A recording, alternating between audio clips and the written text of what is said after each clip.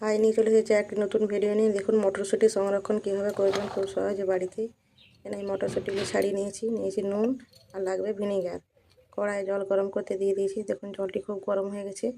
এরপরে ছাড়িয়ে রাখা মটরশুঁটিগুলো আমি দিয়ে দিচ্ছি অল্প একটু নুন। অনেকদিন ভালো রাখার জন্য দিয়ে দিচ্ছি অল্প একটু ভিনেগার। এখানে আমার 1 কেজি মটরশুঁটি ছিল, সব ছাড়িয়ে নিয়েছি।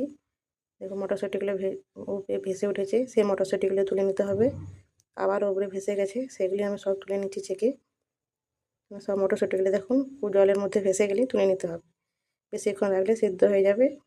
তারপরে আমার ঠান্ডা বরফ জল দিয়ে দিতে হবে। এভাবে বরফের টুকরো দিয়ে দিতে পারেন। ঠান্ডা বরফ জল আমি দিয়ে দিচ্ছি।